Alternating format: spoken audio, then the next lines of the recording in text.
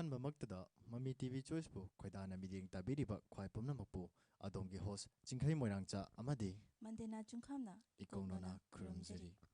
ꯉꯁꯤꯁꯨ ꯃꯃꯤ ꯇꯤꯚꯤ ꯆꯣꯏꯁꯅ ꯃꯤꯌꯥꯝꯒꯤꯗꯃꯛꯇ ꯄꯨꯗꯨꯅ ꯂꯥꯛꯆꯔꯤ ꯑꯗꯣꯝꯒꯤ ꯑꯄꯥꯝꯕ ꯄꯨꯛꯅꯤꯡꯅ ꯈꯣꯏꯗꯥꯕ ꯏꯁꯩ ꯀꯌꯥ ꯈꯟꯅꯅꯕ ꯑꯃꯗꯤ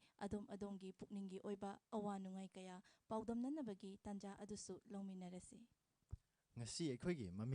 ꯃꯃꯤ ꯇꯤꯚꯤ ꯆꯣꯏꯁꯀꯤ ꯄ꯭ꯔꯣꯒ꯭ꯔꯥꯝ ꯑꯁꯤꯕꯨ ꯁꯔꯨꯛ ꯌꯥꯕꯤꯅꯕ ꯊꯝꯖꯔꯤꯕ ꯑꯩꯈꯣꯏꯒꯤ ꯃꯣꯕꯥꯏꯜ ꯅꯝꯕꯔ ꯑꯗꯨꯗꯤ 9233577337 ꯑꯃꯨꯛꯀ ꯍꯟꯅ ꯅꯤꯡꯁꯤꯡꯖꯒꯦ ꯑꯩꯈꯣꯏꯒꯤ ꯉꯁꯤꯒꯤ ꯃꯃꯤ ꯇꯤꯚꯤ ꯆꯣꯏꯁꯀꯤ ꯂꯥꯏꯚ ꯁ꯭ꯇ꯭ꯔꯤꯃꯤꯡ ꯄ꯭ꯔꯣꯒ꯭ꯔꯥꯝ ꯑꯁꯤꯕꯨ ꯁꯔꯨꯛ ꯌꯥꯕꯤꯅꯕꯒꯤꯗꯃꯛꯇ ꯊꯝꯖꯔꯤꯕ ꯀꯟꯇꯦꯛ ꯅꯝꯕꯔ ꯑꯗꯨꯗꯤ 9233577337꯫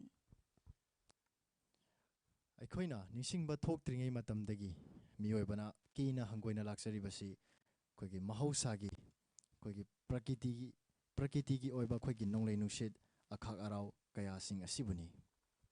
ꯉꯁꯤꯃꯛꯇꯁꯨ ꯑꯩꯈꯣꯏꯒꯤ ꯄ꯭ꯔꯀꯤꯇꯤꯒꯤ ꯑꯣꯏꯕ ꯃꯍꯧꯁꯥꯅ ꯄꯤꯕ ꯑꯈꯥꯛ ꯑꯔꯥꯎ ꯅꯣꯡꯂꯩ ꯅꯨꯡꯁꯤꯠ ꯅꯣꯡ ꯌꯥꯎꯅ ꯆꯨꯕ ꯂꯦꯟ ꯌꯥꯎꯅ ꯆꯨꯕ ꯅꯣꯡ ꯀꯌꯥꯅ ꯑꯩꯈꯣꯏꯒꯤ ꯃꯤꯑꯣꯏꯕꯇ ꯅꯠꯇꯅ ꯑꯄꯤꯛꯄ ꯖꯤꯕ ꯄꯥꯟꯕ ꯀꯌꯥꯕꯨꯁꯨ ꯉꯁꯤꯗꯤ ꯑꯋꯥꯕ ꯄꯤꯔꯤ꯫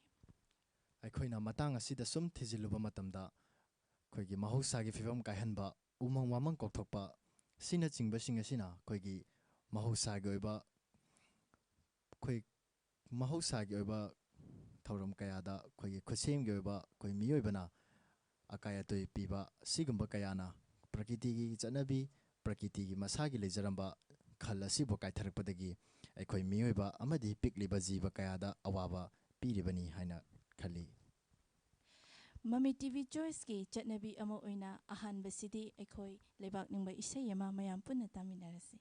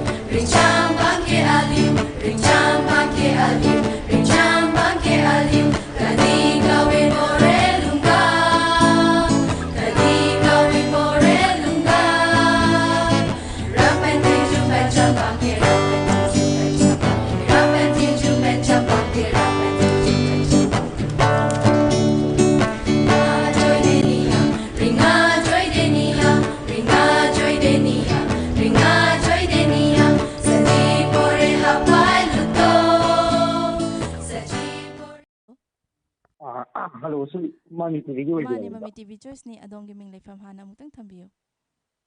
Min se Jitang nong mai them Golden Moyang dek tadi. Oi. Dom na khanbigadaba isai dugi maming haibiyo. Isai su takrigi Pusparani na sakwa. Ichoi re wakhal se tawuda. Hoi, ngai je. Ado khonjel se kai haina kaugadaba no di khangjadre ibung haina kaujarage. Ibung aikogi Mami TV Choice se leptana dumak yengbibra. Yengbi yengbe haitar. Adudi mamangi aikogi episode ta aroibada pauro amakhak akoina thamjarambadu ningsingbibra ibung. ꯑꯃꯨꯛꯇꯪ ꯅꯤꯡꯁꯤꯡꯖꯒꯦ ꯅꯤꯡꯉꯣꯜ ꯃꯋꯥꯅ ꯐꯝꯃꯦꯜ ꯀꯥꯕ ꯍꯥꯏꯕ ꯄꯥꯎꯔꯧ ꯑꯃꯈꯛ ꯑꯩꯈꯣꯏꯅ ꯃꯃꯥꯡꯒꯤ ꯏꯄꯤꯁꯣꯗꯇ ꯊꯝꯖꯔꯝꯕꯅꯤ ꯃꯗꯨꯒꯤ ꯄꯥꯎꯈꯨꯝꯗꯣ ꯏꯕꯨꯡꯅ ꯈꯪꯂꯒꯗꯤ ꯊꯝꯕꯤꯔꯝꯃꯨ ꯃꯗꯨꯃꯛꯇꯤ ꯑꯩ ꯈꯪꯗꯦ ꯀꯃꯥꯏꯅ ꯍꯟꯒꯗꯕꯅꯣ ꯀꯩꯁꯨ ꯀꯥꯏꯗꯦ ꯏꯕꯨꯡ ꯑꯗꯣ ꯍꯧꯖꯤꯛ ꯏꯕꯨꯡ ꯍꯣꯏꯒꯤ ꯃꯥꯏꯀꯩꯗꯗꯤ ꯉꯁꯤꯒꯤ ꯅꯣꯡꯂꯩ ꯅꯨꯡꯁꯤꯠꯁꯦ ꯀꯩꯀꯩ ꯑꯁꯣꯛ ꯑꯄꯟ ꯂꯩꯕ ꯑꯀꯥꯏ ꯑꯇꯣꯏ ꯊꯣꯛꯄ ꯀꯃꯥꯏ ꯇꯧꯕ ꯄꯥꯎꯗꯝꯕꯤꯌꯣ ꯏꯕꯨꯡ ꯁꯣꯝ ꯏꯝꯐꯥꯜ ꯋꯦꯁꯇꯒꯤꯅꯦ ꯑꯗꯣ ꯀꯩꯁꯨ ꯊꯣꯏꯗꯣꯛꯄꯗꯤ ꯂꯩꯇꯦ ꯁ꯭ꯋꯥꯏꯗꯗꯤ ꯑꯗꯣ ꯑꯔꯥꯞꯄꯗꯗꯤ ꯄ꯭ꯔꯣꯕ꯭ꯂꯦꯝ ꯌꯥꯝ ꯊꯣꯛꯑꯦ ꯍꯥꯏꯕ ꯄꯥꯎꯁꯨ ꯑꯗꯨꯝ ꯇꯥꯖꯩꯀꯣ ꯑꯗꯣ ꯑꯇꯩꯗꯤ ꯀꯩꯁꯨ ꯊꯣꯏꯗꯣꯛꯄ ꯂꯩꯇꯦ ꯁ꯭ꯋꯥꯏꯗꯗꯤ ꯑꯗꯣ ꯏꯌꯥꯝꯕ ꯍꯥꯏꯅ ꯍꯦꯛꯇ ꯀꯧꯖꯔꯒꯦ ꯑꯩꯈꯣꯏꯒꯤ ꯃꯃꯤ ꯌꯥꯏ ꯇꯤꯚꯤꯅ ꯁꯟꯗꯣꯛꯆꯔꯤꯕ ꯑꯩꯈꯣꯏꯒꯤ ꯅꯣꯡꯃꯥꯏꯖꯤꯡ ꯈꯨꯗꯤꯡꯒꯤ ꯁꯟꯗꯣꯛꯆꯔꯤꯕ ꯑꯩꯈꯣꯏꯒꯤ ꯃꯃꯤ ꯇꯤꯚꯤ ꯆꯣꯏꯁ ꯍꯥꯏꯔꯤꯕ ꯊꯧꯔꯝ ꯑꯁꯤꯒꯤ ꯄꯥꯟꯗꯝꯗꯤ ꯑꯩꯈꯣꯏꯒꯤ ꯏꯔꯝꯗꯝ ꯑꯁꯤꯗ ꯅꯣꯡꯃꯒꯤ ꯀꯥꯏꯊꯔꯛꯏꯕ ꯑꯩꯈꯣꯏꯒꯤ ꯊꯛꯁꯤ ꯈꯥꯁꯤ ꯏꯅꯥꯠ ꯆꯠꯅꯕꯤꯁꯤꯡ ꯑꯁꯤꯕꯨ ꯈꯖꯤꯛꯇꯪ ꯑꯣꯏꯔꯕꯁꯨ ꯌꯣꯛꯈꯠꯅꯅꯕꯒꯤ ꯄꯥꯟꯗꯝꯗ ꯑꯩꯈꯣꯏ ꯃꯃꯤ ꯇꯤꯚꯤꯅ ꯁꯤꯟꯖꯕ ꯑꯗꯨꯒꯨꯝꯂꯕ ꯊꯧꯔꯝ ꯑꯃꯅꯤ ꯁꯤꯟꯖꯔꯤꯕ ꯊꯧꯔꯝ ꯑꯁꯤꯗ ꯑꯩꯈꯣꯏ ꯏꯌꯥꯝꯕꯅ ꯏꯌꯥꯝꯕꯒꯤ ꯋꯥꯈꯜꯂꯣꯟꯗ ꯑꯩꯈꯣꯏꯅ ꯁꯤꯒꯨꯝꯕ ꯄ꯭ꯔꯣꯒ꯭ꯔꯥꯝ ꯑꯁꯤ ꯄꯨꯁꯤꯜꯂꯛꯄ ꯃꯇꯝꯁꯤꯗ ꯏꯌꯥꯝꯕꯒꯤ ꯋꯥꯈꯜꯂꯣꯟꯗ ꯀꯔꯤ ꯐꯥꯎꯕꯤ ꯍꯥꯏꯕꯗꯨꯁꯨ ꯃꯇꯦꯛ ꯑꯃꯇ ꯊꯝꯕꯤꯔꯝꯃꯨ ꯁꯤꯒꯨꯝꯕꯒꯤ ꯑꯩꯒꯤ ꯋꯥꯈꯜꯂꯣꯟꯗ ꯍꯥꯏꯔꯒꯗꯤ ꯍꯥꯏꯗꯤ ꯇꯁꯦꯡꯅ ꯁꯤꯒꯨꯝꯕ ꯍꯥꯏꯗꯤ ꯁꯨꯃꯥꯏꯅ ꯄꯨꯁꯟꯕꯤꯔꯛꯄꯁꯦ ꯉꯥꯏ ꯄꯣꯊꯥꯕ ꯑꯋꯥ ꯄꯣꯊꯥꯕ ꯑꯣꯏꯅ ꯌꯥꯝ ꯐꯩ ꯍꯥꯏꯅ ꯈꯟꯖꯩ ꯌꯥꯝ ꯅꯨꯡꯉꯥꯏꯖꯩ ꯑꯗꯨꯗꯤ ꯏꯕꯨꯡꯒꯤ ꯏꯁꯩꯁꯦ ꯈꯨꯗꯣꯜ ꯇꯝꯖꯗ꯭ꯔꯤꯉꯩꯒꯤ ꯃꯥꯡꯑꯣꯏꯅꯅ ꯏꯁꯩꯁꯦ ꯃꯇꯦꯛ ꯑꯃꯇꯪ ꯉꯪꯕꯤꯔꯝꯃꯒꯗꯤ ꯌꯥꯝ ꯅꯨꯡꯉꯥꯏꯖꯒꯅꯤ ꯏꯕꯨꯡ ꯃꯗꯨꯃꯛꯇꯤ ꯑꯩ ꯍꯩꯖꯗ꯭ꯔꯦ ꯑꯗꯨꯗꯤ ꯑꯗꯣ ꯏꯕꯨꯡꯒꯤ ꯏꯁꯩꯁꯦ ꯊꯥꯖꯔꯛꯂꯒꯦ ꯑꯗꯣ ꯇꯥꯕꯤꯅꯤꯡꯕꯗꯤ ꯍꯥꯞꯄꯤꯔꯔꯣꯏꯗ꯭ꯔꯣ ꯇꯥꯕꯤꯅꯤꯡꯕꯁꯦ ꯑꯩꯈꯣꯏ ꯏꯃꯥꯅꯦ ꯏꯄꯥꯅꯦ ꯑꯩꯈꯣꯏ ꯑꯍꯨꯝ ꯈꯛꯇꯅꯦꯕ ꯑꯗꯨꯅ ꯑꯗꯨꯝ ꯃꯣꯏꯗ ꯑꯗꯨꯝ ꯀꯩꯅꯣ ꯇꯧꯖꯔꯒꯦ ꯍꯥꯏꯇꯥꯔꯦ ꯍꯣꯏ ꯑꯗꯨ ꯈꯛꯇꯪ ꯍꯥꯏꯖꯔꯒꯦ ꯌꯥꯝ ꯅꯨꯡꯉꯥꯏꯖꯩ ꯑꯗꯨꯗꯤ ꯏꯕꯨꯡꯅ ꯈꯟꯕꯤꯔꯛꯄ ꯏꯁꯩꯁꯤ ꯃꯌꯥꯝ ꯄꯨꯟꯅ ꯇꯥꯃꯤꯟꯅꯔꯁꯤ ꯍꯣꯏ ꯌꯥꯏ ꯊꯦꯡꯛꯌꯨ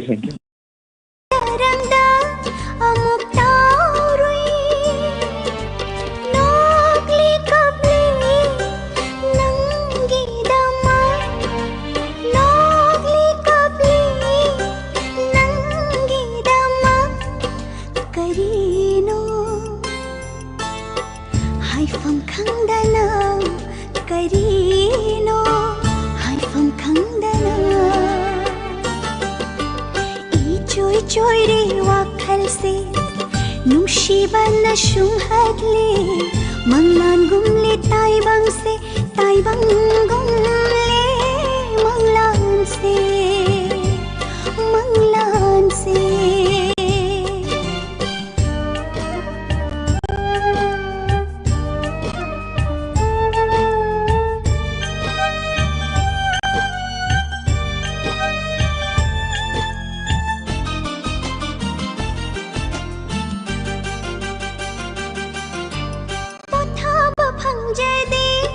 mikup amata nang tagi wakhal khanjawada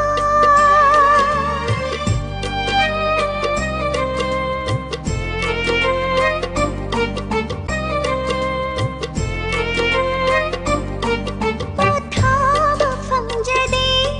mikup amata nang tagi wakhal khanjawada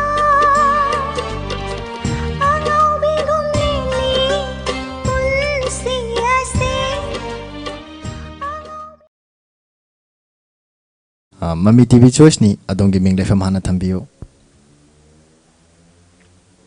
hello ꯍꯥꯏꯕꯤꯌꯨ ꯃꯃꯤ ꯇꯤꯚꯤ ꯆꯣꯏꯁꯅꯤ ꯑꯗꯣꯝꯒꯤ ꯃꯤꯡ ꯂꯩꯐꯝ ꯍꯥꯟꯅ ꯊꯝꯕꯤꯌꯨ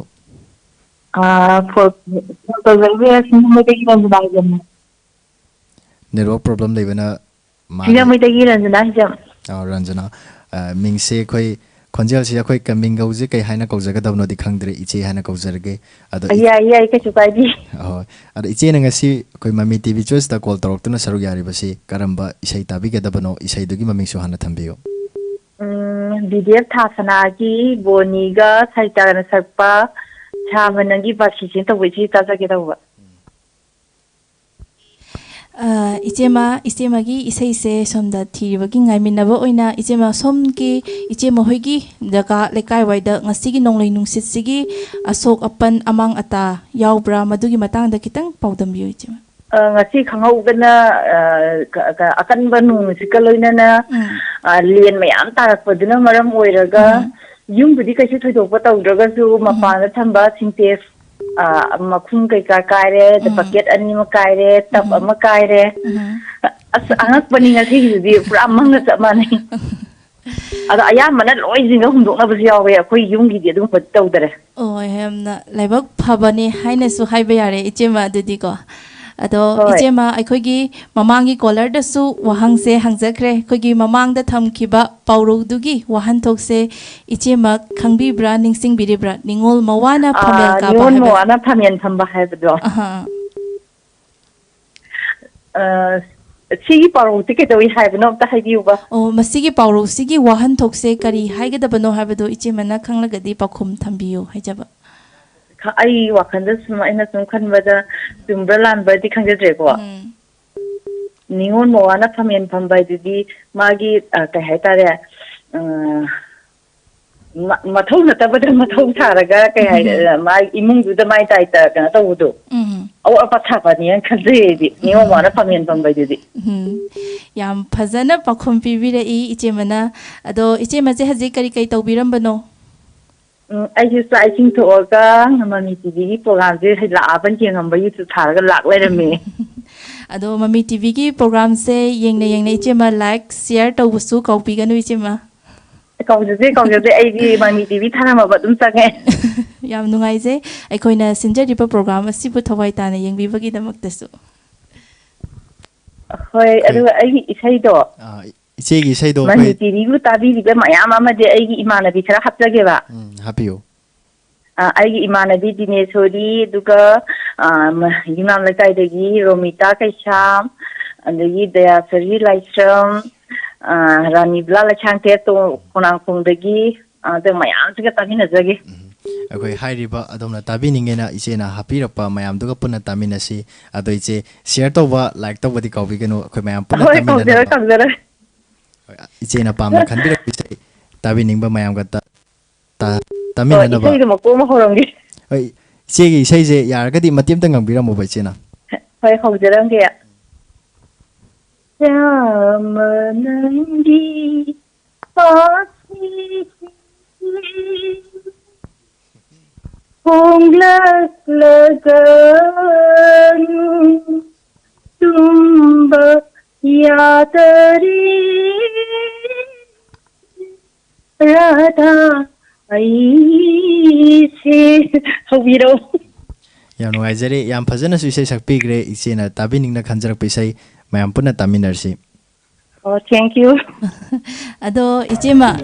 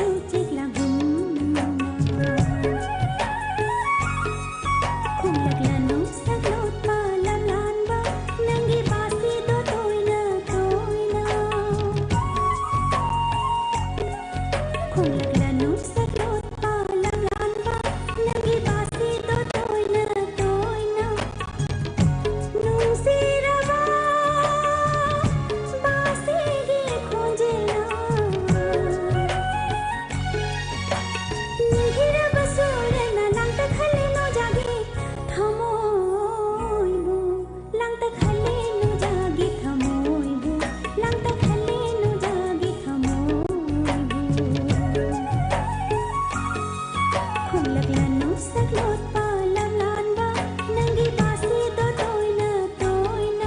khulaklan saklot palam lanba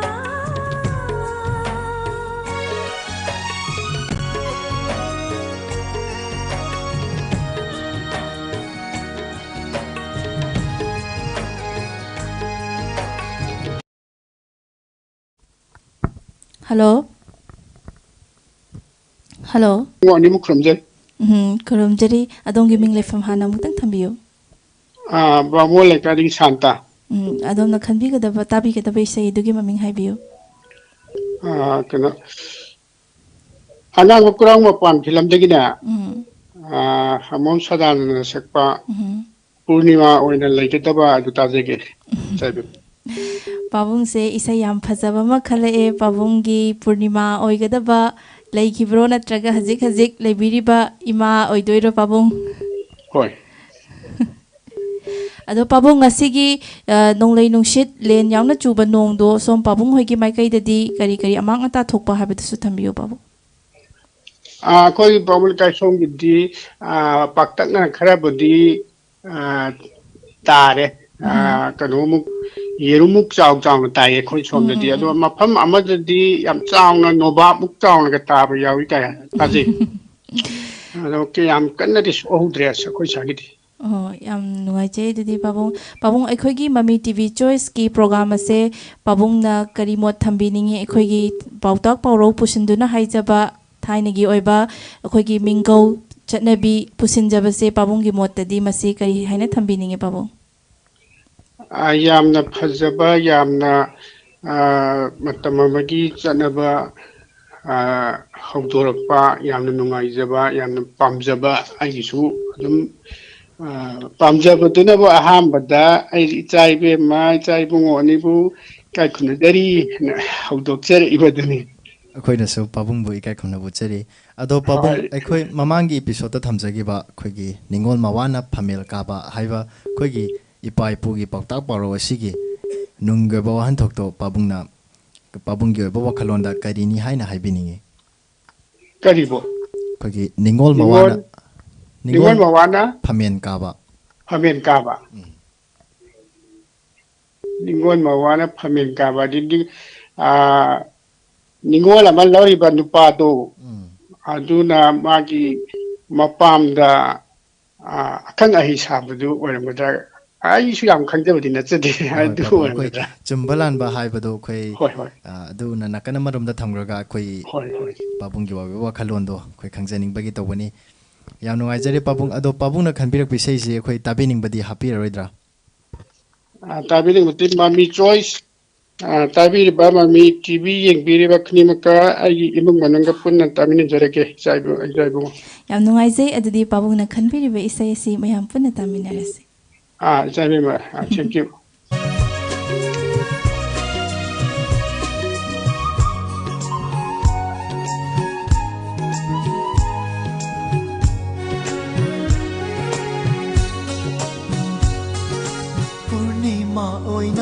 Laigadava Noma watli vithajagum Mai thomaka lam livi Purnima oina laigadava Noma watli vithajagum Mai thomaka lam livi Lairoi nangi fajaba Mafam kaida thirabasu Lairoi nangi fajaba Mafam kaida thirabasu Purnima oina laigadava Nongma watli be thajagum Mai thong makala livi. Anh làm một ngang rồi. Hello. Hello. Mami TV Choice ni adongi ming lefam hana thambiyo. Hello. Hello. Mami TV Choice ni adongi ming lefam hana thambiyo. Ai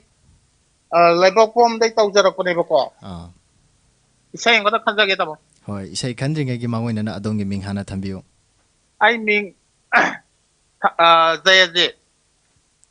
ꯐꯖꯅ ꯇꯥꯗ꯭ꯔꯦ ꯃꯤꯡꯗꯝꯇꯒ ꯅꯤꯡꯁꯤꯡꯕꯤꯌꯨꯕ ꯀꯣꯛꯁꯨꯐꯥꯏꯗꯒꯤ ꯖꯌꯖꯤꯠ ꯖꯌꯦꯟꯖꯤꯠ ꯍꯣꯏ ꯏꯌꯥꯝꯕ ꯍꯥꯏꯅ ꯍꯦꯛꯇ ꯀꯧꯖꯔꯒꯦ ꯑꯩꯈꯣꯏ ꯈꯣꯟꯖꯦꯜꯁꯤꯗ ꯃꯤꯡꯒꯧꯁꯦ ꯀꯔꯤ ꯍꯥꯏꯅ ꯀꯧꯒꯗꯕꯅꯣ ꯈꯪꯖꯗ꯭ꯔꯦ ꯑꯗꯣ ꯏꯌꯥꯝꯕ ꯍꯣꯏꯒꯤꯗꯤ ꯉꯁꯤꯒꯤ ꯑꯩꯈꯣꯏꯒꯤ ꯅꯣꯡ ꯅꯨꯡꯁꯤꯠ ꯑꯀꯟꯕ ꯀꯟꯅ ꯇꯥꯈꯤꯕꯁꯤꯅ ꯑꯗꯣꯝꯒꯤ ꯏꯌꯥꯝꯕ ꯍꯣꯏꯒꯤ ꯂꯝꯗ ꯀꯔꯤ ꯑꯃꯥꯡ ꯑꯇꯥ ꯊꯣꯛꯍꯟꯕ ꯑꯁꯤ ꯍꯥꯏꯗ꯭ꯔꯤꯉꯩꯒꯤ ꯃꯥꯡꯑꯣꯏꯅꯅ ꯏꯌꯥꯝꯕꯅ ꯄꯥꯝꯅ ꯇꯥꯒꯦꯅ ꯐꯣꯟ ꯇꯧꯖꯔꯛꯏꯕ ꯑꯗꯨꯅ ꯏꯌꯥꯝꯕꯒꯤ ꯏꯁꯩ ꯃꯃꯤꯡ ꯑꯗꯨꯁꯨ ꯅꯤꯡꯁꯤꯡꯕꯤꯌꯨꯕ ꯏꯁꯩ ꯃꯃꯤꯡꯗꯣ ꯀꯩ ꯍꯥꯏ ꯀꯩꯅꯣ ꯄꯆꯥ ꯐꯤꯂꯝꯒꯤ ꯅꯪ ꯁꯦ ꯊꯋꯥꯏꯅꯦ ꯇꯧꯕꯗꯣ ꯁꯨꯝ ꯇꯥꯖꯔꯒꯦ ꯅꯨꯡꯉꯥꯏꯖꯩ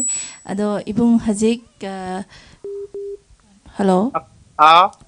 ꯍꯧꯖꯤꯛ ꯑꯩꯈꯣꯏꯒꯤ ꯅꯣꯡꯂꯩ ꯅꯨꯡꯁꯤꯠ ꯂꯦꯟ ꯇꯥꯈꯤꯕꯗꯨ ꯏꯕꯨꯡ ꯍꯣꯏꯒꯤ ꯃꯥꯏꯀꯩꯗꯗꯤ ꯀꯔꯤ ꯀꯔꯤ ꯑꯃꯥꯡ ꯑꯇꯥ ꯊꯣꯛꯄ ꯍꯥꯏꯕꯗꯨꯁꯨ ꯄꯥꯎꯗꯝꯕꯤꯌꯨ ꯏꯕꯨꯡ ꯑꯩꯈꯣꯏ ꯁꯤꯗꯩꯗꯤ ꯀꯥ ꯍꯦꯟꯅ ꯊꯣꯛꯄꯗꯤ ꯑꯣꯏꯗꯦ ꯈꯔ ꯍꯤꯡꯒꯣꯜꯒꯤ ꯈꯔ ꯍꯋꯥꯏ ꯆꯩꯒꯨꯝꯕ ꯈꯔ ꯇꯦꯛꯄ ꯈꯣꯠꯄ ꯇꯧꯋꯦ ꯁꯨꯝ ꯂꯣꯏꯔꯗ ꯑꯗꯣ ꯏꯕꯨꯡ ꯍꯧꯖꯤꯛꯁꯦ ꯀꯔꯤ ꯇꯧꯕꯤꯔꯝꯕꯅꯣ ꯑꯩꯁꯦ ꯉꯥꯏꯔꯝꯕꯅꯦ ꯁꯤꯒꯤ ꯆꯦꯅꯦꯜꯁꯦ ꯌꯥꯝ ꯅꯨꯡꯉꯥꯏꯖꯩ ꯉꯁꯥꯏꯗꯤ ꯑꯣꯠꯆꯔꯛꯄꯅꯦ ꯑꯗꯨꯕꯨ ꯍꯧꯖꯤꯛꯇ ꯐꯪꯉꯦ ꯌꯥꯝ ꯅꯨꯡꯉꯥꯏꯖꯩ ꯑꯩꯈꯣꯏꯒꯤ ꯃꯃꯤ ꯇꯤꯚꯤ ꯆꯣꯏꯁꯄꯨ ꯑꯗꯣꯝꯅ ꯄꯥꯝꯅ ꯌꯦꯡꯕꯤꯕꯒꯤꯗꯃꯛꯇ ꯑꯗꯣ ꯏꯕꯨꯡꯅ ꯈꯟꯕꯤꯔꯤꯕ ꯏꯁꯩ ꯑꯁꯦ ꯃꯇꯦꯛ ꯑꯃꯇꯪ ꯊꯝꯕꯤꯔꯝꯃꯗꯤ ꯌꯥꯝ ꯅꯨꯡꯉꯥꯏꯖꯒꯅꯤ ꯑꯩ ꯃꯊꯪꯗ ꯊꯝꯖꯔꯒꯦ ꯑꯅꯤꯔꯛ ꯁꯨꯔꯦꯕꯀꯣ ꯑꯍꯨꯝꯂꯛ ꯁꯨꯕꯗ ꯑꯣꯏꯅ ꯊꯝꯖꯔꯛꯑꯒꯦ ꯌꯥꯝ ꯅꯨꯡꯉꯥꯏꯖꯩ ꯑꯗꯨꯗꯤ ꯏꯕꯨꯡꯅ ꯈꯟꯕꯤꯔꯛꯄ ꯏꯁꯩ ꯑꯁꯤ ꯊꯥꯖꯔꯛꯂꯒꯦ ꯃꯌꯥꯝ ꯄꯨꯟꯅ ꯇꯥꯃꯤꯟꯅꯔꯁꯤ ꯍꯣꯏ ꯐꯅꯤ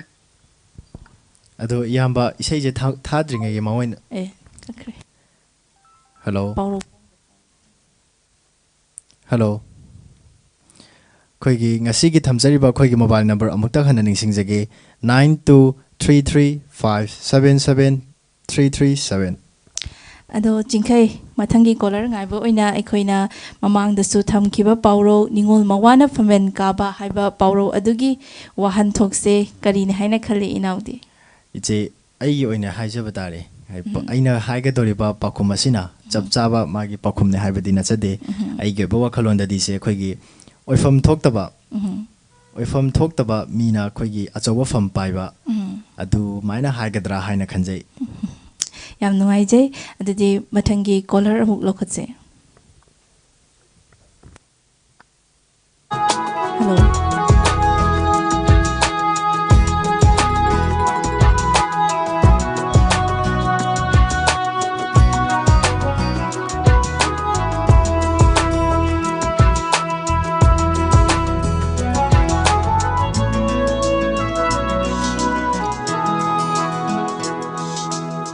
थाबलगी इपोमदा मालंगी साहुमदा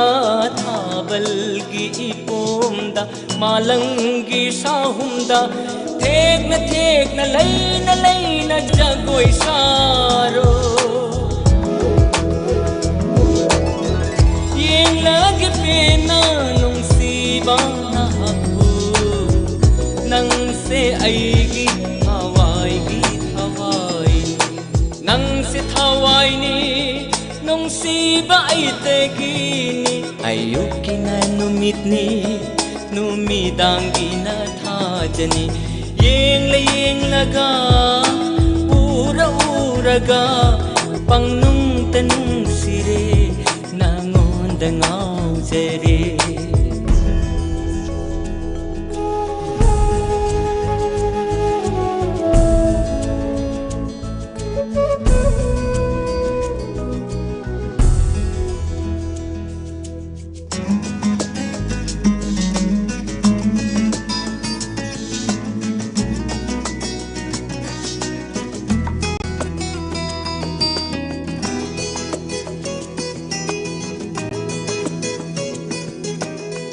तामला चिंगी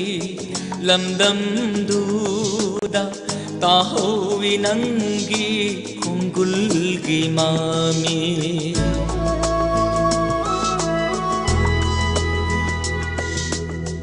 तामला चिंगी लमदम दूदा ताहोवी नंगी कुंगुलगी मामी कायरब थमोई से उदुना लाखी लई होरे मादी चिंया की लई कोलदा लई होरे मादी चिंया की लई कोलदा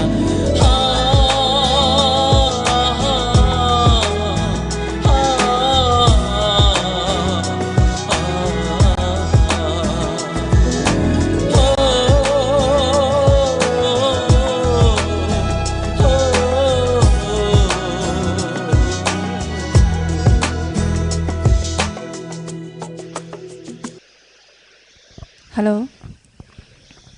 Hello. Hello. Hello. Adong giving le from Habiu. Ay, Bishopur dagi kwak bai tani suri iring. Adong na kan biga daba isay dugu maming su Habiu. Pagi po ngam lam okay. Po da ba tai bang mo po ni amambana ai ni baru ni hai kanjeng. Nungaise ado ngasigi nonglei nungsit se som kari haina kokjagadaba no ichi haigadra ita haigadra khangjatri ita haijarage ita hoigi so adom side lomdadi ngasigi nonglei nungsit se kamai tawge habadu su pawdom yu som ni ana ye do na ka na to se jang na pi khara tawre hai ta ngang bagi di do no tilung kai ki ma'am aloi na oh ado yung kai di akai atoi pa thoidok pa yaudaba natra ita yung kai di khoi gi lap sumang na ta bani na ayam dangin da du budi kara yaudre ado koi iche haina kawjarage iche na khanbirak pe sei sigi tabening badi happy roidra ai ire ba yo handak na anira su bane na ma na san ni bane ado ai ba je kawai ni terage ngam ni khat ni da mau jalan jam ha ba no ta pa kai ra hoy ado koi iche da koi marak than hai tare koi thaina gi ipai puna koi gi thambiramba mamal yam laba pawro poktak singi marak tegi ama khanga charaga iche da wahang amta hangjage koi khanglaba su khumbiyo do khangdraba su akaibam ta leijade ado pawro wadudi lam labada pijo khawrang bada pitha u haiba pawro asigi nungge wa hantoga do iche na kari ni haina iche ge buwa khalonda kari ni haina thambiningi ma se poro yam na ti ngai di lei makhan je mana ta bi da mo kari hai do no nam lam da hai bati khoi gi hau ki matam je na wa ba hai ta timing tu exam to to ba su oi le adu amara su nungai ba gi timing amu oi ba dai ki lan li le ki baga adai di khara ga to ba ko baga ki wa ngang wa ta na sai ta bane yam nungai je ita gi bamot kitang phungdok puibagi damakta adudi ita gi isai se tabining badi happy roidro tabining ne ha pa ki apre ai nau mo ya ta te ka ki ta mai na mai do rabani ado aroibo ina ita akhoi gi mami tv choice ki program ase like tok biramu share tok busu kawbigano ita ai di pauje da hata ko dum ye dum khana ko ye ade ko dum ye tum ngai le yam nungai je adudi som ita na khanbirak pa isai ase thajarak lage mayam phuna tamina lase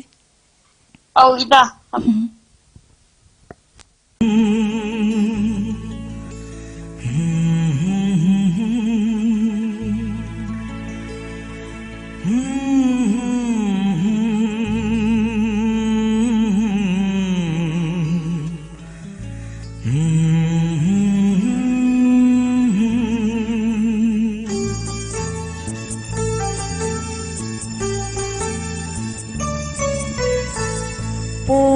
ngamdraba tai bang mapokta pok ngamdraba tai bang mapokta amambana aigi marupni amambana aigi marupni angan basarup thungrab ꯐꯪꯗ꯭ꯔꯕ ꯃꯤ ꯃꯥꯟꯅꯕ ꯉꯝꯗ꯭ꯔꯕ ꯑꯉꯥꯟꯕ ꯁꯔꯨꯛ ꯊꯨꯡꯗ꯭ꯔꯕ ꯃꯤ ꯃꯥꯟꯅꯕ ꯉꯝꯗ꯭ꯔꯕ ꯑꯩꯒꯤ ꯄꯨꯟꯁꯤꯅꯤ ꯍꯤꯡꯕꯒꯤ ꯃꯃꯜ ꯌꯥꯎꯗ꯭ꯔꯕ ꯍꯤꯡꯕꯒꯤ ꯃꯃꯜ ꯌꯥꯎꯗ꯭ꯔꯕ ꯄꯣꯛꯄꯒꯤ ꯃꯍꯩ ꯐꯪꯗ꯭ꯔꯕꯅꯤ ꯄꯣꯛꯄꯒꯤ ꯃꯍꯩ ꯐꯪꯗ꯭ꯔꯕꯅꯤ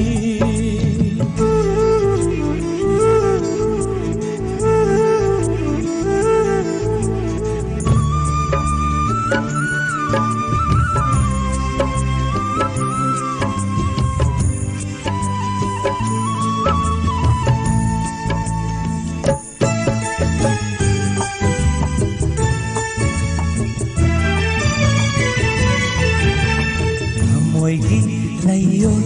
ꯈꯨꯗꯤꯡꯅ ꯉꯥꯏꯖꯔꯨꯏ ꯇꯥꯏꯕꯪꯒꯤ ꯃꯤꯅꯨꯡꯁꯤ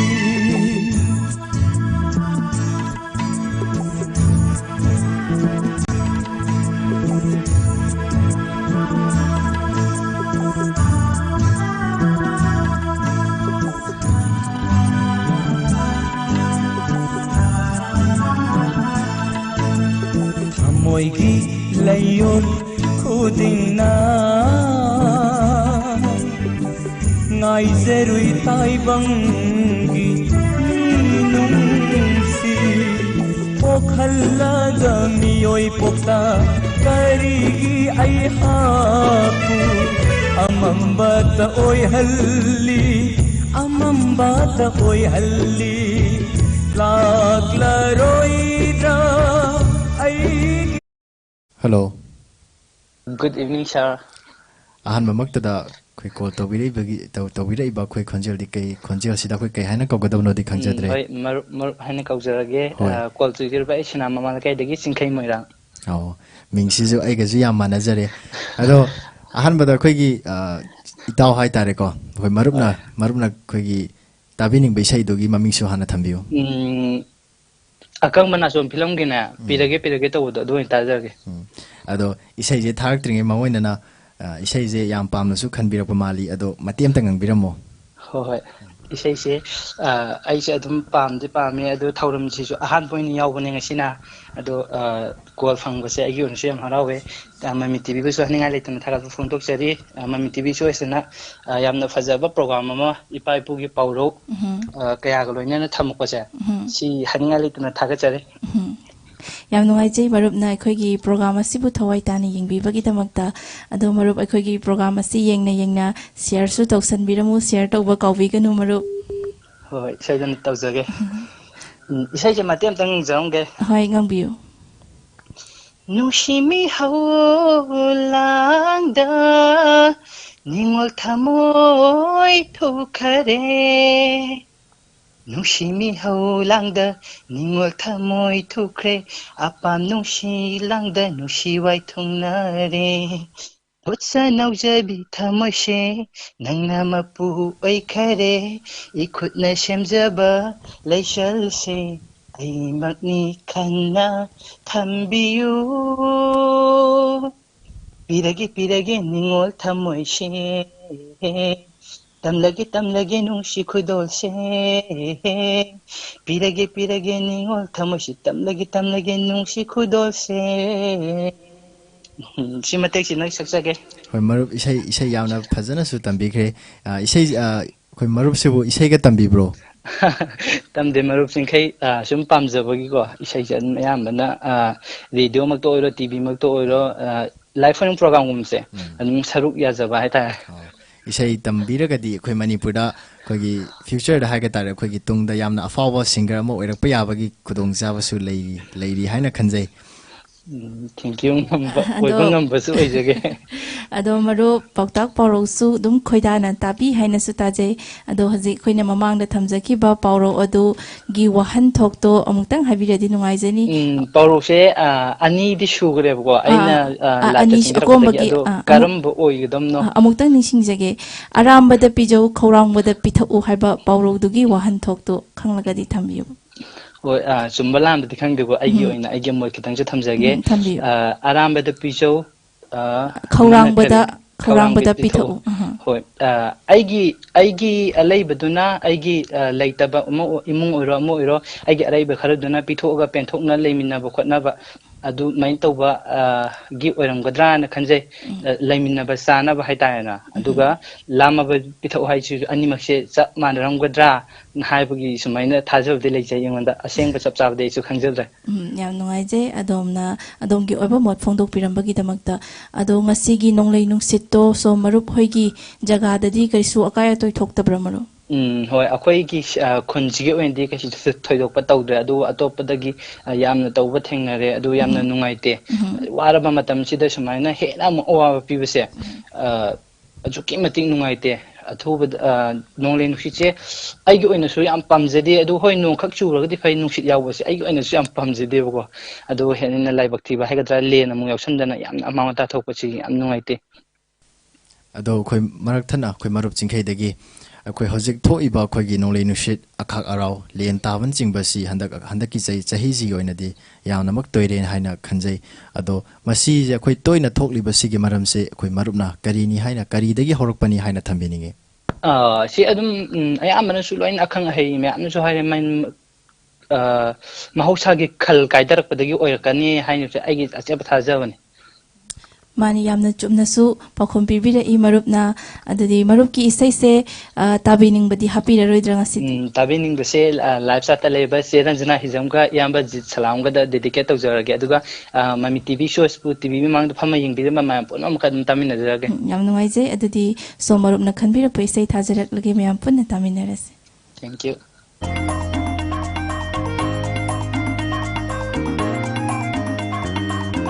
ꯅꯨꯡꯁꯤꯃꯤ ꯍꯧꯔꯥꯡꯗ ꯅꯤꯡꯉꯣꯜ ꯊꯃꯣꯏ ꯊꯣꯛꯈ꯭ꯔꯦ ꯑꯄꯥꯝ ꯅꯨꯡꯁꯤꯂꯥꯡꯗ ꯅꯨꯡꯁꯤꯖꯔꯦ ꯄꯨꯡꯀꯥꯔꯦ ꯊꯣꯠꯅ ꯅꯧꯖꯕꯤ ꯊꯃꯣꯏꯁꯦ ꯅꯪꯅ ꯃꯄꯨ ꯑꯣꯏꯈꯔꯦ ꯏꯈꯨꯠꯅ ꯁꯦꯝꯖꯕ ꯂꯩꯆꯜꯁꯦ ꯑꯩꯃꯛꯅꯤ ꯈꯟꯅ ꯊꯝꯕꯤꯌꯨ ꯄꯤꯔꯒꯦ ꯄꯤꯔꯒꯦ ꯅꯤꯡꯉꯣꯜ ꯊꯃꯣꯏꯁꯦ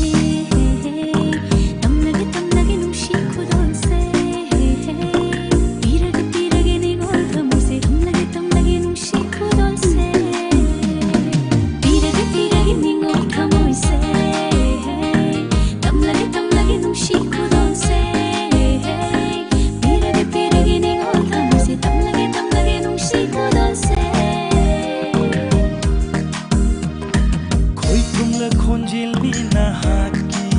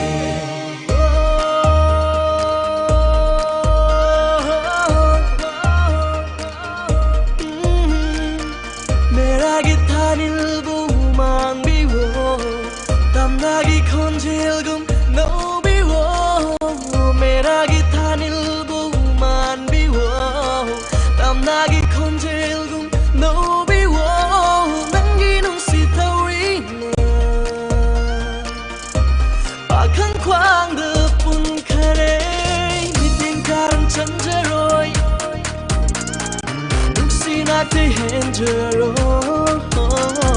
ꯃꯤꯠꯌꯦꯡ ꯈꯥꯔꯝ ꯆꯟꯖꯔꯣꯏ ꯅꯨꯡꯁꯤ ꯉꯥꯛꯇꯤ ꯍꯟꯖꯔꯣꯏ ꯃꯔꯧ ꯂꯩꯕ ꯋꯥꯉꯥꯡꯅ ꯃꯤꯕꯨ ꯁꯨꯝꯕ ꯍꯩꯔꯦꯗ ꯄꯪꯂꯗꯤ ꯉꯣꯜ ꯊꯃꯣꯏꯕꯨ ꯂꯥꯏꯅ ꯍꯦꯛꯇ ꯁꯨꯝꯕꯤꯔ ꯃꯔꯧ ꯂꯩꯕ ꯋꯥꯉꯥꯡꯅ ꯃꯤꯕꯨ ꯁꯨꯝꯕ ꯍꯩꯔꯦꯗ ꯄꯪꯂꯗꯤ ꯉꯣꯜ ꯊꯃꯣꯏꯕꯨ ꯂꯥꯏꯅ ꯍꯦꯛꯇ ꯁꯨꯝꯕꯤꯔ Hello.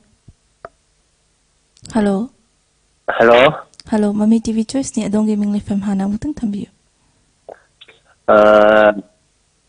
Sino ay kaya bigyan mo to. Ming do among tang ganing singbiyo vocal se kitang nation na voice na thogle kitang seng na haibiyo. Ay ulaw relief game digine ng manglem ko kaye. Adom na tabi ning bay say hanbiyo. Kay no Harman sa pa nang nakilim sa tamdodum datagad. Diba? Isa yam phajaba amasu khanbire e ado ngasigi nonglai nungsitudi songgi relief camp tadi kari so ka etoi thoktabra kamaina tawi Sima kaya to thokredre ado kai gum imu tangi. Sima. Ado hajikse kari tawbirambano Sum Hello. Tayo. Kay tawbirambano haibiyo. Phone yengda pala. Koi gi Mami TV Choice se program Mami TV Choice ke program se adumak leptani yengbibra. Koi sima dum yengda to hana sa tadi na laptop gumba jadi video call tawaga dum budu sima thamdo happy roidra. Madugi su matam lakhi gene akhoi gi somda kitang khudong chabda ba khara leibana maram oiraga matam khara lepchabane madu su makhata na chatharakhi gene ngaibiyu. Ado akhoi ngasigi nonglai nungshit akanba len yauna taba nong se ko sumaina yamna toina handak se akhoi Manipur da mamangai da tawramdaba nong chubamakto orasu nong degi nungshit sitpadasu yamna kanna sumaina sitpase handak ti ya khara toina tholokpagum tawe masi kari dagine haina khaibininge ai motagi se lati alagi kai kai je mo ene pot thorapa sidagi thorappo eramgadra ene khanjai semba u wajing do ne yan thalakpa jina maram oraga hoi achambani ekhoi miyoi bana ekhoi miyoi bagi kana nabagi damakta umang wamang kokthokpa khoi prakriti gi oiba khalasibu manghan takhan bada yamna khumang choksinba chawkhali haiduna ekhoi gi prakriti gi masana leijaramaba ekhoi umang wamang kaya sibu ama ngata pibudegi tholakpani ado ekhoi gi yamba haina kawjarage ekhoi gi makoi Mami TV Choice ki ekhoi regular caller amasu oiriba ekhoi yambani ado yambana ngasi khambirak pisai si ekhoi tabining badi haparoidra ina Mami TV Choice ni video film mata de lacha ta le bi singa plata yang daga hoi ado yambana isai se matiem tangang biramagadi ekhoi Mami TV Choice bu yeng biriba khwai puna mag amadi hana degi regular caller oiraga leiriba aduga live chat tazu leiriba singnasu hena pena naba yamani sai do matiem tangang biramagadi yamna nungai jagadamni matiem nang nakiba Satamdo Pairin thagi lohongba Satlamdagi matamdo Mera thagi Sanaregum Yengbada Ontokna Ninti Zaida Sama tizik kadang saksa lagi na Yam nungai jai adudi somna khanbirak pa isai ase thajarak lagi mayam punna taminarasi. Thank you.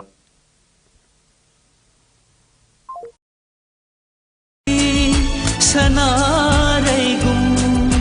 yengbada onthokna ningthi zaida ho nangakeba shaktamdo phairel thagi lohongba chatlamdagi matamda mera thagi sanaregum yengbada onthokna ningthi zaida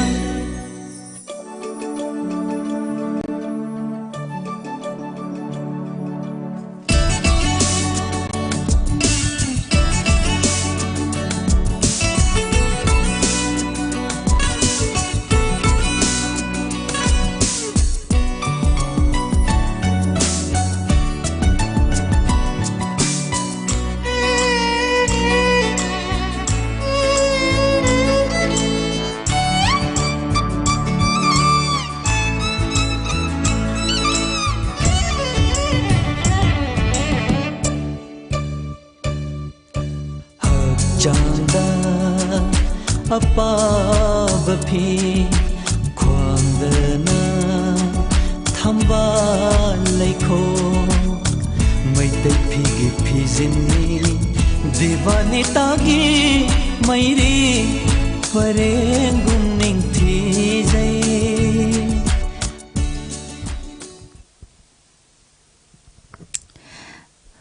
ꯆꯤꯡꯈꯩ ꯉꯁꯥꯏ ꯃꯃꯥꯡꯗ ꯑꯩꯈꯣꯏꯒꯤ ꯀꯣꯂꯔꯗ ꯊꯝꯈꯤꯕ ꯄꯥꯎꯔꯧ ꯑꯔꯥꯝꯕꯗ ꯄꯤꯖꯧ ꯈꯧꯔꯥꯡꯕꯗ ꯄꯤꯊꯛꯎ ꯍꯥꯏꯕ ꯄꯥꯎꯔꯧ ꯑꯗꯨꯒꯤ ꯋꯥꯍꯟꯊꯣꯛꯇꯣ ꯅꯪꯒꯤ ꯃꯣꯠꯇꯗꯤ ꯀꯔꯤꯅꯤ ꯍꯥꯏꯅ ꯍꯥꯏꯅꯤꯡꯉꯤ?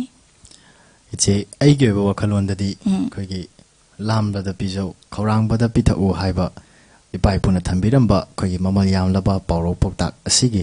ꯄꯥꯎꯈꯨꯝꯗꯤ ꯆꯞ ꯆꯥꯕꯅꯦꯗꯤ ꯅꯠꯆꯗꯦ ꯑꯗꯨꯕꯨ ꯑꯩꯒꯤ ꯑꯣꯏꯕ ꯃꯣꯠꯇ ꯑꯩꯈꯣꯏꯒꯤ ꯈꯪꯅꯤꯡꯕ ꯍꯩꯅꯤꯡꯕ ꯇꯝꯅꯤꯡꯕꯁꯤꯡꯗꯗꯤ ꯇꯝꯕꯤꯌꯨ ꯇꯥꯛꯄꯤꯌꯨ ꯃꯍꯩ ꯌꯥꯟꯒꯅꯤ ꯍꯥꯏꯕꯅꯤ ꯍꯥꯏꯅ ꯈꯟꯖꯩ ꯏꯆꯦ꯫ ꯌꯥꯝꯅ ꯆꯨꯝꯅ ꯐꯖꯅ ꯄꯥꯎꯈꯨꯝ ꯄꯤꯕꯤꯔꯛꯏ ꯏꯅꯥꯎꯅ꯫ ꯑꯗꯨꯗꯤ ꯃꯊꯪꯒꯤ ꯀꯣꯂꯔ ꯑꯃꯨꯛ ꯂꯧꯈꯠꯁꯤ꯫ ꯍꯜꯂꯣ ꯍꯜꯂꯣ, ꯑꯗꯣꯝꯒꯤ ꯃꯤꯡ ꯂꯩꯐꯝ ꯍꯥꯏꯕꯤꯌꯨ꯫ ꯋꯥꯍꯪ ꯄꯥꯎꯍꯪꯗꯣ ꯃꯨꯟꯅ ꯃꯊꯪꯒꯤꯗꯅꯦ ꯐꯪꯉꯒꯅ ꯑꯣꯏꯅ ꯄꯥꯎꯈꯨꯝꯗ ꯄꯤꯖꯔꯒꯦ ꯀꯟꯅ ꯇꯥꯔꯒ ꯌꯦꯡꯉ ꯂꯥꯎꯠ ꯁ꯭ꯄꯤꯀꯔ ꯊꯥꯕꯤꯕ꯭ꯔꯥ? ꯁꯣꯝꯒꯤ ꯐꯣꯟꯁꯦ ꯈꯤꯇꯪ ꯏꯀꯣ ꯆꯠꯄꯗꯧꯅ ꯁꯣꯝꯗ ꯇꯧꯕ ꯐꯣꯟꯁꯦ꯫ ꯂꯥꯎꯠ ꯈꯤꯇꯪ ꯂꯩꯊꯔꯒꯦ꯫ Hello hello, ꯇꯥꯕꯤꯕ꯭ꯔꯥ? ꯅꯣꯡꯁꯨ ꯀꯟꯅ ꯈꯣꯡꯉꯤꯌꯦ꯫ ꯑꯗꯣ ꯁꯣꯝꯅ ꯈꯟꯕꯤꯒꯗꯕ ꯑꯣ ꯏꯁꯩꯗꯨꯒꯤ ꯃꯃꯤꯡ ꯃꯊꯪꯒꯤꯗ ꯊꯣꯟꯕꯤꯌꯨ꯫ ꯑꯣꯏꯅ ꯈꯟꯖꯔꯒꯦ ꯄꯥꯎꯈꯨꯝꯗꯣ ꯃꯊꯪꯗ ꯑꯣꯏꯅ ꯈꯟꯖꯔꯒꯦ ꯊꯝꯖꯔꯒꯦ ꯑꯗꯨꯒꯤꯗꯃꯛꯇ ꯍꯥꯏꯒꯦꯅ ꯇꯧꯖꯔꯛꯄ꯫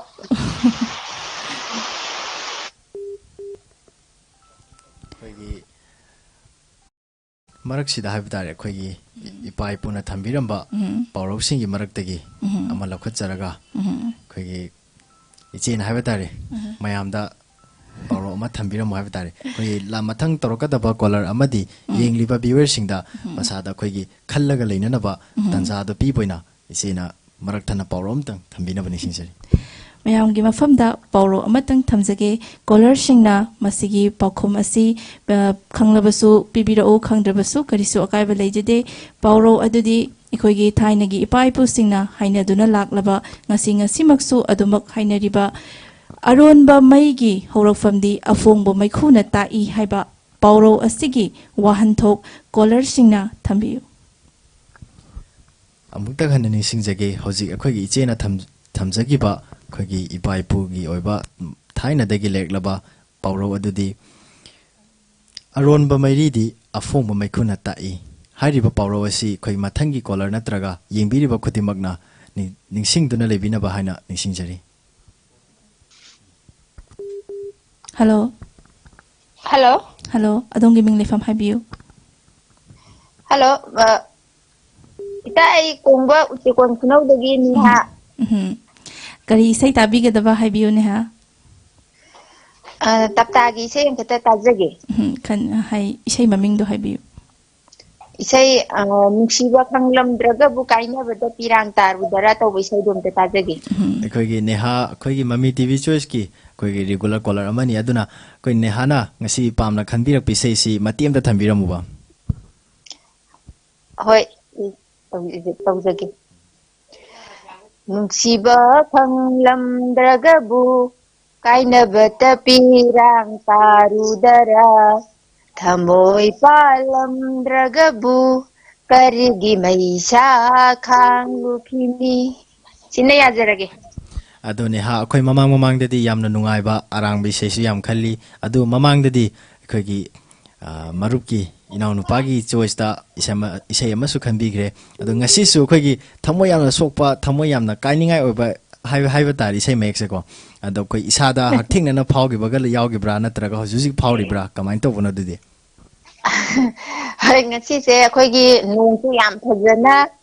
ꯂꯦꯟꯅꯣ ꯀꯔꯤꯌꯣ ꯃꯌꯥꯝ ꯇꯥꯈꯤꯕꯁꯤꯗ ꯁꯨꯝ ꯀꯩꯒꯨꯝꯕ ꯈꯔ ꯅꯤꯡꯁꯤꯡꯉꯛꯄ ꯂꯩꯕꯗꯒꯤ ꯏꯁꯩꯁꯦ ꯑꯩ ꯁꯨꯝ ꯈꯟꯖꯈꯤꯕꯅꯦ꯫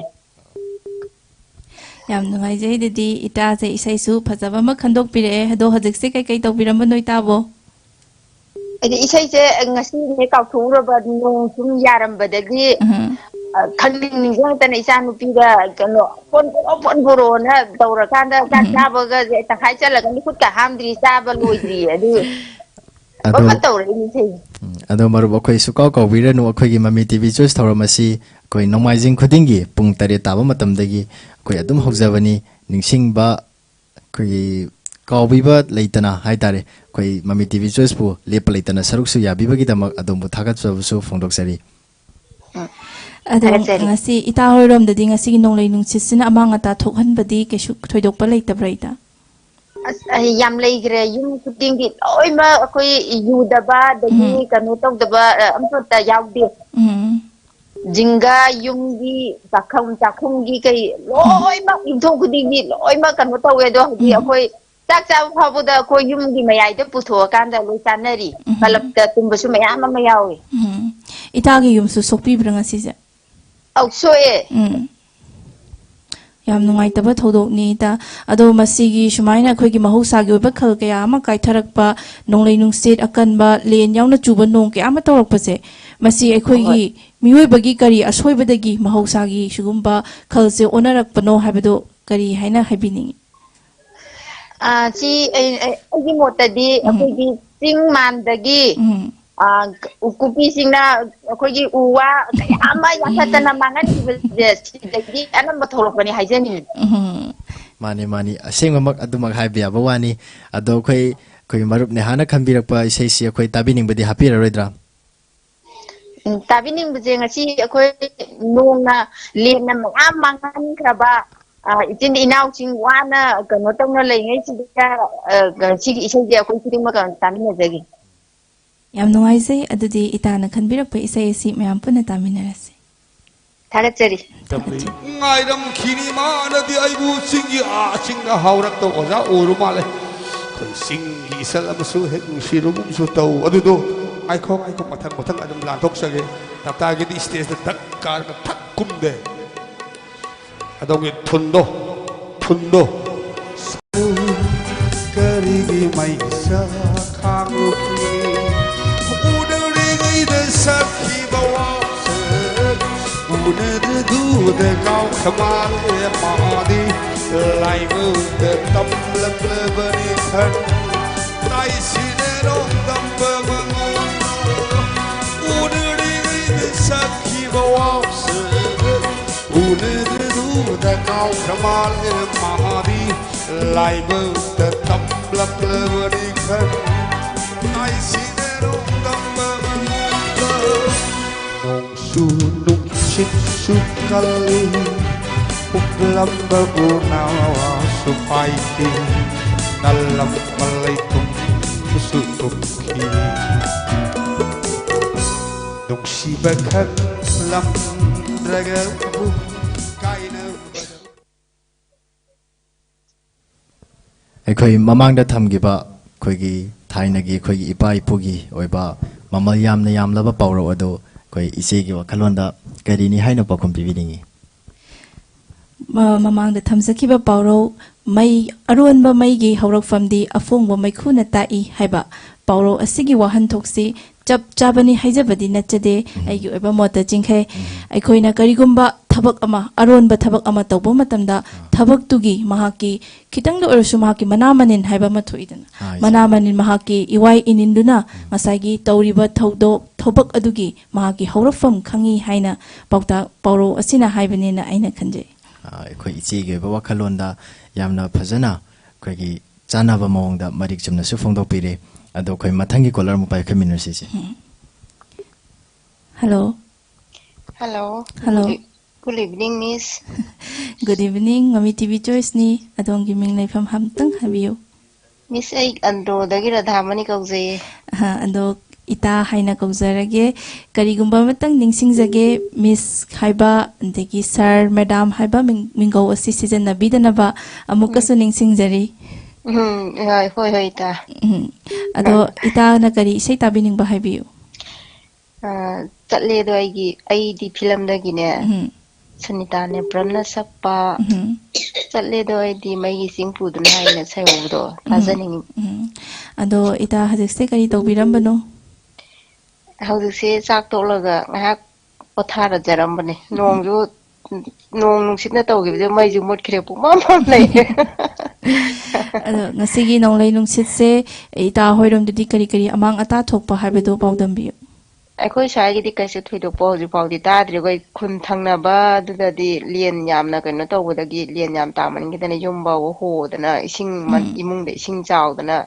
ꯅꯣꯡꯗꯣ ꯂꯣꯏ ꯆꯨꯁꯟꯗꯅ ꯑꯃꯥꯡ ꯑꯇꯥ ꯊꯣꯛꯄ ꯃꯌꯥꯝ ꯌꯥꯎꯔꯦ. ꯎ ꯋꯥ ꯇꯦꯛꯄ ꯑꯗꯒꯤ ꯌꯨꯝꯁꯤꯡꯗꯣ ꯑꯃꯥꯡ ꯑꯇꯥ ꯀꯌꯥ ꯊꯣꯛꯄꯁꯨ ꯌꯥꯎꯔꯦ. ꯌꯥꯝ ꯅꯨꯡꯉꯥꯏꯇꯕ ꯊꯧꯗꯣꯛꯅꯤ ꯉꯁꯤꯒꯤ ꯊꯧꯗꯣꯛꯁꯦ. ꯍꯣꯏ. ꯑꯩꯈꯣꯏꯒꯤ ꯁꯨꯃꯥꯏꯅ ꯈꯜ ꯀꯥꯏꯊꯔꯛꯄ ꯃꯍꯧꯁꯥꯒꯤ ꯑꯣꯏꯕ ꯈꯣꯡꯆꯠ ꯀꯥꯏꯔꯛꯄꯁꯦ ꯏꯇꯥꯅ ꯀꯔꯤꯗꯒꯤꯅꯦ ꯍꯥꯏꯕꯤꯅꯤꯡꯉꯦ? ꯎ ꯋꯥ ꯌꯥꯟꯊꯠꯄ ꯑꯗꯒꯤ ꯎꯃꯪ ꯋꯥꯃꯪ ꯀꯣꯛꯂꯛꯄꯁꯦ ꯁꯤꯗꯒꯤ ꯐꯤꯕꯝ ꯑꯁꯤ ꯁꯣꯛꯂꯛꯄꯅꯦ ꯁꯨꯃꯥꯏꯅ ꯍꯥꯏꯖꯅꯤꯡꯉꯤ. ꯌꯥꯝ ꯐꯖꯕ ꯃꯔꯤꯛ ꯆꯨꯝꯕ ꯄꯥꯎꯈꯨꯝ ꯊꯝꯕꯤ. ꯑꯗꯣ ꯏꯁꯩꯁꯦ ꯃꯇꯦꯛ ꯑꯃꯇꯪ ꯉꯪꯕꯤꯔꯔꯣꯏꯗ꯭ꯔꯣ? ꯉꯪꯖꯔꯛꯀꯦ ꯏꯇꯥ. ꯊꯝꯕꯤꯌꯨ ꯊꯝꯕꯤꯌꯨ. ꯆꯠꯂꯦꯗꯣ ꯑꯩꯗꯤ ꯊꯃꯣꯏꯅꯨꯡꯗ ꯃꯩꯒꯤ ꯁꯤꯡ ꯄꯨꯗꯨꯅ ꯆꯥꯛꯂꯦꯔꯤ ꯋꯥꯃꯩꯒꯨꯝ ꯂꯀꯥꯅꯨꯡꯗ ꯃꯨꯠꯄꯁꯨ ꯉꯝꯗꯅ ꯃꯩꯔꯤꯁꯦ ಪಾಮುವ ನಂಗಿ ಖನ್ಬದ ಇದೋ ವಾನ ಖಾಂಜರೆದೋ ಚಟ್ಲೆದೋ ಐದಿ ಥಮೋಯ್ನುಂದ ಮೈಗೆ ಸಿಂಗ್ ಪುದೂನಾ ಲೋꯏꯁꯤꯟꯖꯔꯒꯦ ꯏꯇꯥ. ꯑꯩꯗꯤ ꯏꯇꯥꯅ ꯏꯁꯩ ꯁꯛꯂꯛꯄꯁꯤ ꯎꯕꯗ ꯑꯩꯈꯣꯏꯒꯤ ꯁ꯭ꯇꯨꯗꯤꯑꯣꯗꯒꯤ ꯊꯥꯔꯛꯄꯣꯏ ꯅꯤꯡꯉꯨꯔꯦ. ꯌꯥꯝ ꯐꯖꯅ ꯁꯛꯄꯤꯔꯛꯑꯦ. ꯑꯁꯦꯡꯕ ꯑꯣꯔꯤꯖꯤꯅꯦꯜ ꯁꯤꯡꯒꯔꯗꯒꯤ ꯏꯇꯥꯅꯕꯨ ꯍꯦꯟꯅ ꯐꯖꯅ ꯁꯛꯇꯣꯛꯄꯤꯔꯛꯑꯦ ꯉꯁꯤꯗꯤ. ꯏꯇꯥꯁꯦ ꯏꯁꯩꯒ ꯇꯝꯕꯤꯕ꯭ꯔꯣ ꯏꯇꯥꯁꯤꯕꯣ? ꯏꯁꯩꯗꯤ ꯇꯝꯕ ꯈꯣꯠꯄꯗ ꯂꯩꯖꯗꯦꯕꯀꯣ ꯏꯇꯥ. ꯄꯥꯝꯖꯔꯨꯕ ꯍꯥꯏꯇꯥꯔꯦ. ꯑꯗꯣ ꯏꯆꯦꯁꯦ ꯉꯁꯤꯁꯦ ꯑꯩꯈꯣꯏꯒꯤ ꯏꯁꯩꯁꯦ ꯌꯥꯝꯅ ꯅꯨꯡꯉꯥꯏꯇꯕ ꯄꯨꯛꯅꯤꯡ ꯅꯨꯡꯁꯤꯕ ꯏꯁꯩꯒ ꯈꯟꯕꯤꯔꯛꯏꯁꯦ ꯄꯨꯛꯅꯤꯡ ꯅꯨꯡꯁꯤꯕ ꯅꯨꯡꯁꯤꯅꯤꯡꯉꯥꯏ ꯑꯣꯏꯕ ꯀꯔꯤ ꯊꯧꯗꯣꯛꯀ ꯊꯣꯛꯈꯤꯕꯒ ꯌꯥꯎꯕꯒꯤ ꯏꯆꯦꯁꯤꯕꯣ? ꯊꯧꯗꯣꯛꯁꯦ ꯊꯣꯛꯈꯤꯕꯕꯨꯗꯤ ꯂꯩꯇꯦꯕꯀꯣ ꯃꯔꯨꯞ. ꯏꯁꯩ ꯃꯌꯦꯛꯁꯤꯁꯨ ꯅꯨꯡꯁꯤꯕ ꯑꯗꯨꯒ ꯐꯤꯂꯝꯗꯨꯁꯨ ꯌꯥꯝꯅ ꯅꯨꯡꯁꯤꯕꯗꯨꯗ ꯁꯨꯝ ꯄꯥꯝꯖꯗꯨꯅ ꯈꯟꯖꯔꯛꯄꯅꯦ. ꯑꯩꯈꯣꯏ ꯑꯗꯨꯛꯀꯤ ꯃꯇꯤꯛ ꯐꯖꯩ. ꯑꯩꯈꯣꯏꯒꯤ ꯑꯁꯦꯡꯕ ꯑꯣꯔꯤꯖꯤꯅꯦꯜ ꯁꯤꯡꯒꯔꯗꯒꯤ ꯍꯦꯟꯅ ꯇꯥꯗꯅ ꯑꯗꯨꯛꯀꯤ ꯃꯇꯤꯛ ꯌꯥꯝ ꯐꯖꯅ ꯁꯛꯄꯤꯈ꯭ರೆ. ꯑꯗꯣ ꯑꯩꯈꯣꯏ ꯇꯥꯕꯤꯅꯤꯡꯕꯗꯤ ꯍꯥꯞꯄꯤꯔꯔꯣꯏꯗ꯭ꯔꯥ? ꯇꯥꯕꯤꯅꯤꯡꯕꯁꯦ ꯑꯩꯈꯣꯏ ꯂꯥꯏꯚ ꯆꯠꯇ ꯂꯩꯔꯤꯕ ꯑꯗꯩ ꯃꯃꯤ ꯇꯤꯚꯤ ꯌꯦꯡꯕꯤꯔꯤꯕ ꯑꯗꯒꯤ ꯔꯦꯗꯤꯑꯣ ꯃꯃꯤ ꯇꯤꯚꯤꯒꯤ ꯔꯦꯗꯤꯑꯣ ꯇꯥꯕꯤꯔꯤꯕ ꯈꯨꯗꯤꯡꯃꯛꯀ ꯑꯗꯨꯝ ꯇꯥꯃꯤꯟꯅꯖꯔꯒꯦ ꯑꯩ. ꯑꯗꯨꯗꯤ ꯏꯇꯥꯅ ꯈꯟꯕꯤꯔꯛꯄ ꯏꯁꯩ ꯑꯁꯤ ꯊꯥꯖꯔꯛꯂꯒꯦ. ꯃꯌꯥꯝ ꯄꯨꯟꯅ ꯇꯥꯃꯤꯟꯅꯔꯁꯤ. ꯊꯦꯡꯀ꯭ꯌꯨ ꯏꯇꯥ.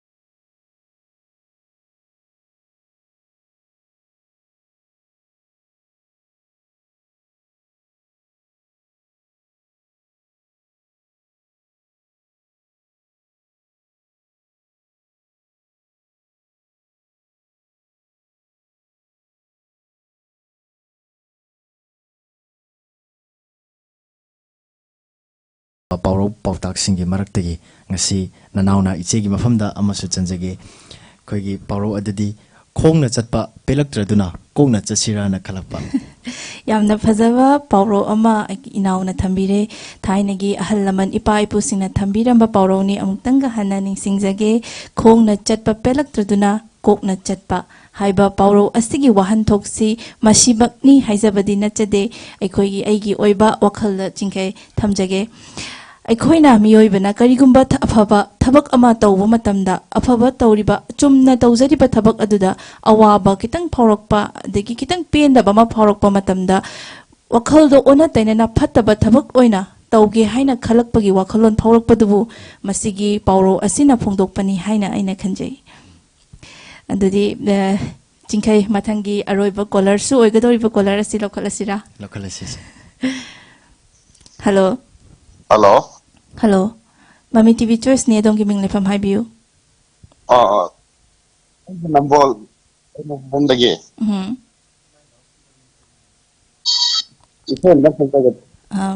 ꯃꯔꯛ ꯊꯠꯅ ꯃꯤꯡꯒꯧꯁꯦ ꯀꯔꯤ ꯍꯥꯏꯅ ꯀꯧꯒꯗꯧꯅꯣꯗꯤ ꯈꯪꯗ꯭ꯔꯦ ꯈꯣꯟꯖꯦꯜꯗ ꯐꯥꯖꯔꯒ ꯏꯌꯥꯝꯕ ꯍꯥꯏꯅ ꯀꯧꯖꯔꯒꯦ ꯏꯌꯥꯝꯕꯅ ꯀꯩꯒꯨꯝꯕ ꯑꯗꯣꯝꯒꯤ ꯐꯣꯟꯗꯣ ꯂꯥꯎꯗ ꯁ꯭ꯄꯤꯀꯔ ꯊꯥꯔꯒꯗꯤ ꯃꯨꯊꯠꯄꯤꯌꯨ ꯌꯥꯏ ꯍꯜꯂꯣ ꯑꯗꯣꯝꯒꯤ ꯏꯁꯩ ꯍꯥꯏꯕꯤꯌꯨ ꯀꯔꯤ ꯏꯁꯩ ꯇꯥꯕꯤꯒꯗꯕ ꯊꯣꯏꯕꯤ ꯐꯤꯂꯝꯗꯒꯤ ꯁꯗꯥꯅꯒ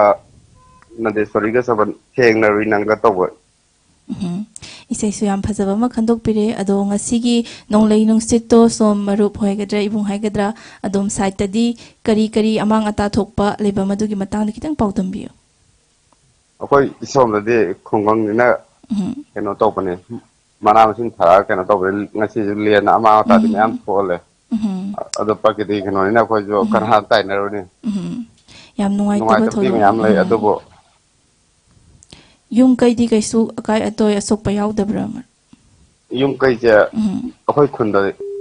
ꯍꯣꯏ ꯑꯗꯨꯝꯕꯕꯨꯗꯤ ꯌꯥꯎꯗ꯭ꯔꯦ ꯑꯩꯈꯣꯏꯅ ꯁꯨꯝ ꯀꯩꯅꯣ ꯇꯧꯔꯒ ꯈꯨꯡꯒꯪꯁꯦ ꯁꯨꯔ ꯅꯣꯝꯅ ꯆꯥꯅꯕ ꯉꯥꯛꯇꯅꯤꯅ ꯑꯗꯨꯝꯕ khitang ꯅꯨꯡꯉꯥꯏꯇꯕꯗꯤ ꯂꯩ ꯑꯗꯣ ꯑꯩꯈꯣꯏꯒꯤ ꯁꯨꯃꯥꯏꯅ ꯃꯍꯧꯁꯥꯒꯤ ꯈꯜ ꯀꯥꯏꯊꯔꯛꯄꯁꯦ ꯃꯔꯨꯞꯇꯤ ꯀꯔꯤꯗꯒꯤ ꯑꯣꯏꯔꯛꯄꯅꯦ ꯍꯥꯏꯅ ꯍꯥꯏꯕꯤꯅꯤꯡꯉꯤ ꯁꯤꯁꯦ ꯑꯩꯈꯣꯏꯒꯤ ꯎꯃꯪ ꯋꯥꯃꯪ ꯎ ꯋꯥ ꯀꯣꯛꯊꯣꯔꯛꯄ ꯁꯤꯅꯁꯨ ꯑꯌꯥꯝꯕ ꯑꯣꯏꯒꯅꯦꯅ ꯈꯜꯂꯦ ꯌꯥꯅꯤ ꯃꯥꯅ ꯃꯔꯤꯛ ꯆꯨꯝꯕ ꯄꯥꯎꯈꯨꯝ ꯄꯤꯕꯤꯔꯛꯏ ꯍꯧꯖꯤꯛ ꯉꯁꯤ ꯊꯣꯛꯂꯤꯕ ꯑꯀꯟꯕ ꯅꯣꯡꯂꯩ ꯅꯨꯡꯁꯤꯠ ꯑꯗꯒꯤ ꯂꯦꯟ ꯌꯥꯎꯅ ꯆꯨꯔꯤꯕ ꯅꯣꯡꯂꯩ ꯅꯨꯡꯁꯤꯠ ꯃꯌꯥꯝꯁꯦ ꯍꯟꯗꯛꯇꯤ ꯈꯔ ꯑꯩꯈꯣꯏꯒꯤ ꯃꯅꯤꯄꯨꯔꯁꯤꯗ ꯇꯣꯏꯅ ꯊꯣꯛꯄꯒꯨꯝꯁꯨ ꯇꯧꯏꯀꯣ ꯃꯔꯨꯞ ꯑꯗꯣ ꯃꯁꯤ ꯑꯩꯈꯣꯏꯒꯤ ꯎꯃꯪ ꯋꯥꯃꯪ ꯀꯣꯛꯊꯣꯛꯄ ꯑꯗꯒꯤ ꯆꯥꯎꯈꯠꯂꯤꯕꯅꯦ ꯍꯥꯏꯗꯨꯅ ꯃꯍꯧꯁꯥꯒꯤ ꯑꯣꯏꯕ ꯀꯌా ꯑꯃ ꯑꯩꯈꯣꯏꯅ ꯈꯨꯠꯁꯦꯝꯅ ꯊꯨꯒꯥꯏꯕ ꯃꯌꯥꯝꯁꯤꯗꯒꯤ ꯑꯣꯏꯔꯛꯄꯅꯦ ꯍꯥꯏꯕꯁꯤ ꯃꯔꯨꯞꯅꯁꯨ ꯊꯝꯕꯤꯔꯦ ꯑꯗꯣ ꯃꯔꯨꯞ ꯑꯩꯈꯣꯏꯒꯤ ꯃꯃꯤ ꯇꯤꯚꯤ ꯆꯣꯏꯁꯀꯤ ꯄ꯭ꯔꯣꯒ꯭ꯔꯥꯝꯁꯦ ꯑꯗꯨꯃꯛ ꯆꯥꯡ ꯅꯥꯏꯅ ꯌꯦꯡꯕꯤꯕ꯭ꯔꯥ ꯃꯔꯨꯞ ꯌꯦꯡꯉꯦ ꯑꯗꯨꯝ ꯑꯗꯣ ꯁꯤꯌꯔ ꯇꯧꯕꯁꯨ ꯀꯥꯎꯕꯤꯒꯅꯨꯀꯣ ꯃꯔꯨꯞ ꯍꯣꯏ ꯑꯗꯣ ꯃꯔꯨꯞꯅ ꯈꯟꯕꯤꯔꯛꯄ ꯏꯁꯩ ꯑꯁꯤ ꯃꯇꯦꯛ ꯑꯃꯇꯪ ꯉꯪꯕꯤꯔꯝꯃꯒꯗꯤ ꯌꯥꯝ ꯅꯨꯡꯉꯥꯏꯖꯒꯅꯤ ꯏꯁꯩ ꯁꯛꯄꯗꯤ ꯍꯩꯇꯕꯅꯦ ꯑꯗꯨꯕꯨ ꯍꯣꯏ ꯃꯇꯦꯛ ꯑꯃꯇꯪ ꯁꯛꯆꯔꯛꯀꯦ ꯍꯣꯏ ꯊꯝꯕꯤꯔꯝꯃꯨ ꯊꯦꯡꯅꯔꯨꯏ ꯅꯪꯒ ꯅꯨꯡꯁꯤꯒꯤ ꯏꯁꯩꯍꯧꯗ ꯈꯟꯖꯈꯤ ꯊꯃꯣꯏ ꯁꯦꯡꯅ ꯄꯨꯟꯁꯤꯒꯤ ꯑꯣꯏꯅ